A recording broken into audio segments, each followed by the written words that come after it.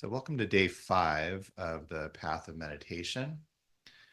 Thanks so much for continuing to show up.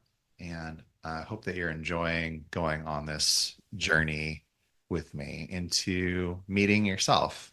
Remember that word that we now call meditation, which comes from I think the original language that it was spoken in would have been Pali and then Sanskrit after that, from India, is to become familiar. We're becoming familiar with ourselves through this practice, this simple practice. Today, I wanted to talk a little bit about the idea of precision in contrast to what we have been speaking about as far as concentration. And some of that comes from the book for today is Pema Chödrön's The Wisdom of No Escape.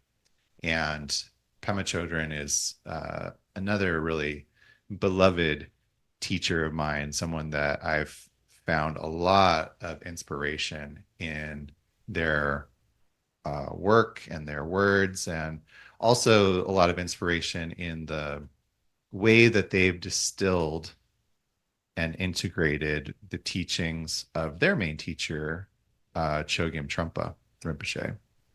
So people in a lineage that I feel very connected to personally. And so this was one of the books that was very central to the mindfulness meditation teacher training that I took a few years ago with David Nichtern through Dharma Moon. And we talked about these 3 aspects of meditation that we are cultivating a lot. And those are precision, gentleness, and letting go. So another way to say this is, as far as precision could be concentration. Gentleness, I think at its very core, is starting to talk about loving kindness and compassion for ourselves first, and then letting go being this quality of equanimity. And so I appreciate the use of language that we're talking about being precise rather than concentration, which, as we've mentioned in previous days, has kind of a sterile, almost icky quality to it for a lot of us, especially with the sort of Western school system. And so today, maybe exploring the framing of it as far as precision.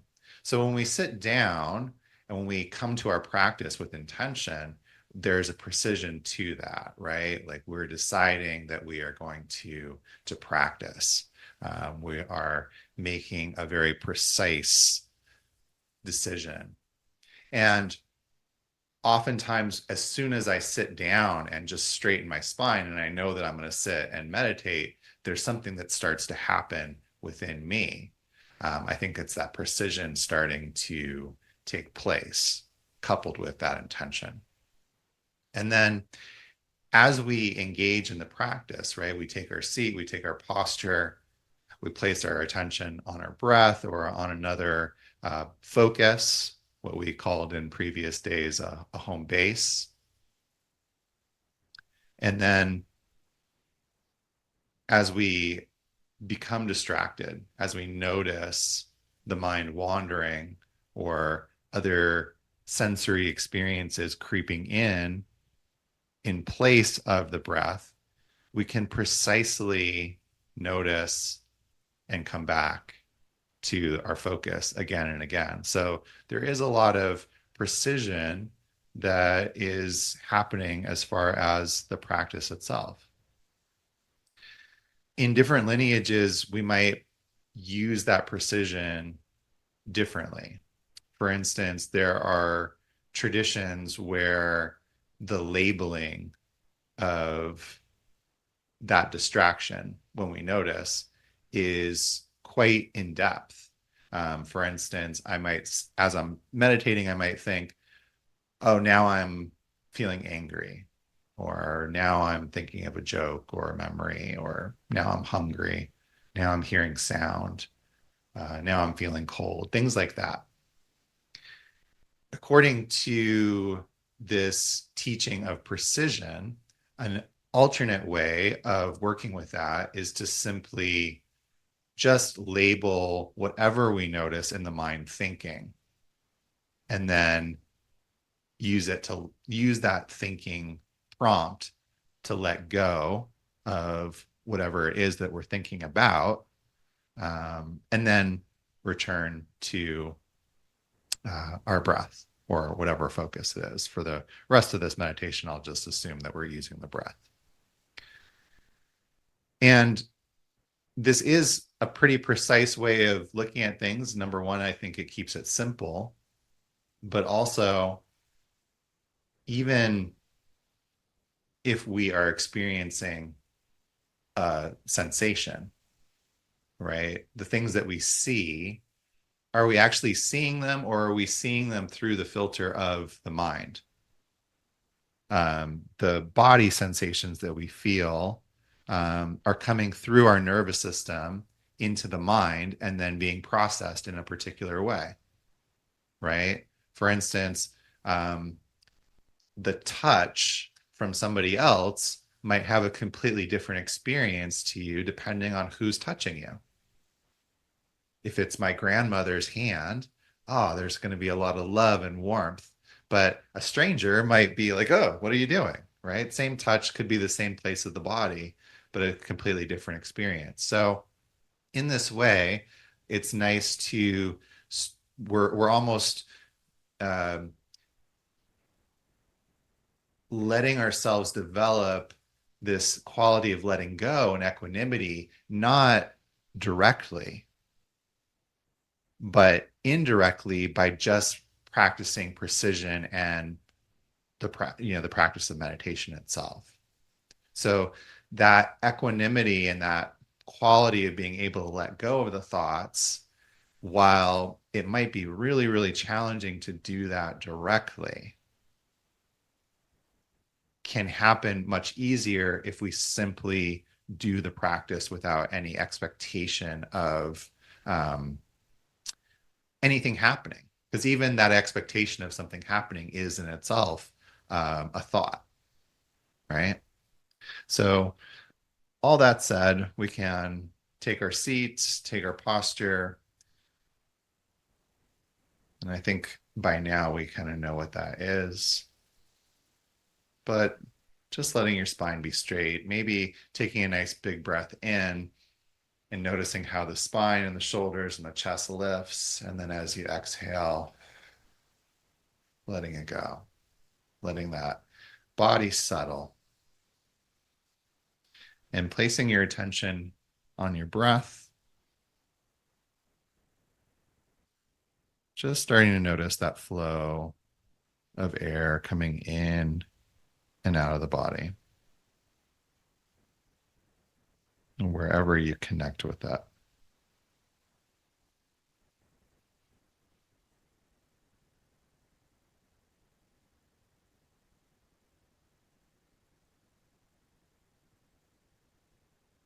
And then as the mind wanders, as soon as you notice,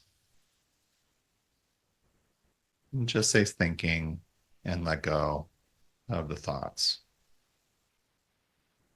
or the feeling or the sensation.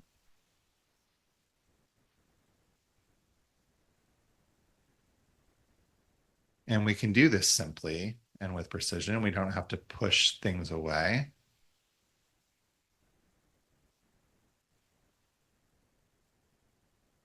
Alternatively, we can also let the pleasant experiences go easily. You don't have to chase after them or hold on to them. As soon as we notice.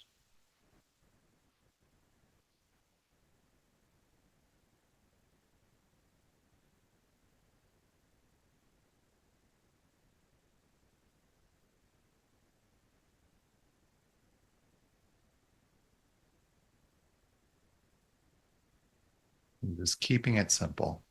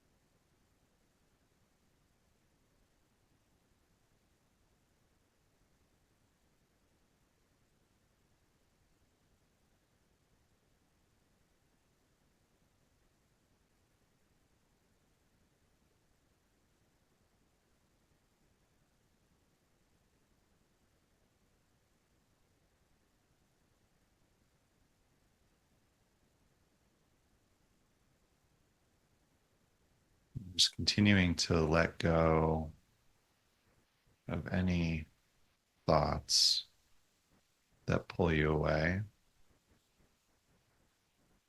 just by saying thinking and returning to the breath with focus and precision.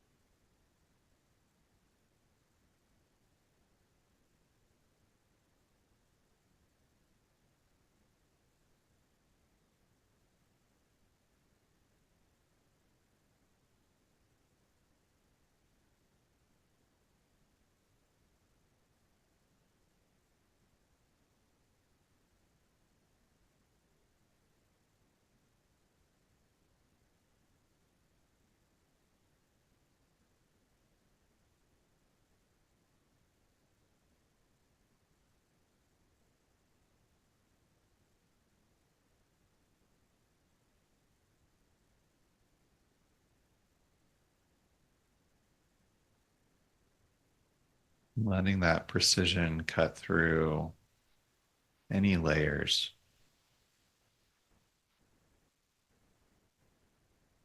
to help you simply return to your breath.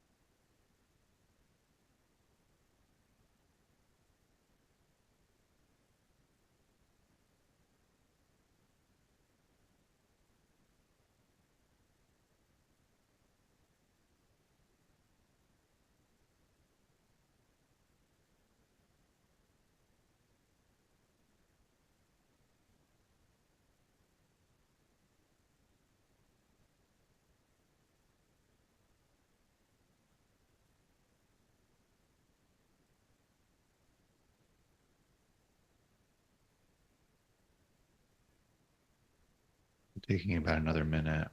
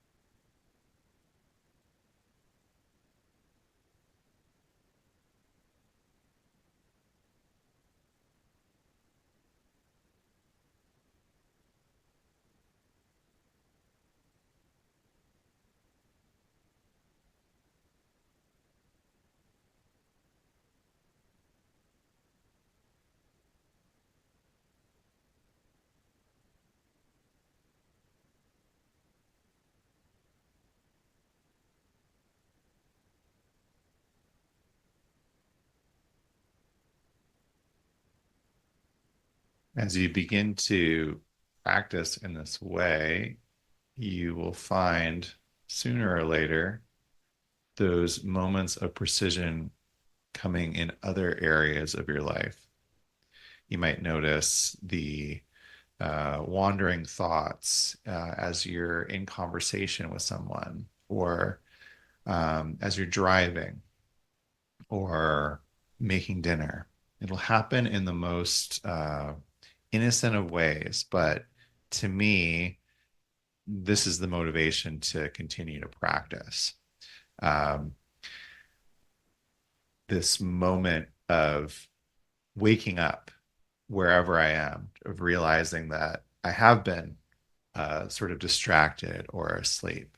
And precision has this ability to cut right through. Um, it looks a little blurred just because of the sunlight here, but well, it's, I guess, stage left is Manjushri, the Tibetan archetype bodhisattva of wisdom. And Manjushri holds the sword of prajna, of wisdom. And this sword cuts through delusion uh, immediately. And that is what I think we're developing with this quality of precision through the practice of meditation, is this ability to cut through delusion, cut through our fog, cut through the sort of waking daydream that we may find ourselves in before we begin to practice meditation. And also just bringing some compassion that this is a process and that it will unfold in its own time. So continue to practice, maybe even notice how we can bring that precision in at different times of the day. A few different things that I recommend with new students is if they're sitting in front of the computer all day, uh, letting that notification sound that may be just the cringe-inducing villain in most people's life, let that be an invitation to return to your breath, to return back to your center and being aware. It could be setting an alarm a couple of times a day on your phone, and when you do, just taking a moment, maybe taking 3 mindful breaths and then returning to what you're doing. As you continue to practice, you might find yourself just having those moments spontaneously, which to me is a very beautiful thing. And there might be a sound of a bird or even a car. Usually with me, it's sounds. That's where I really connect with, oh, come back, where I'll notice, wow, I wasn't really paying attention to everything around me. I'm kind of lost in my own head. And then the noticing of that particular sound kind of brings me back in the same way that a bell may bring us back during the formal meditation practice. So that's my invitation to you, is just keep practicing and find those little moments. When you find those moments, just let them expand, let yourself have them. And just like anything else that we place our attention on, they will start to grow and become more frequent. Yeah, big idea today, but an important one.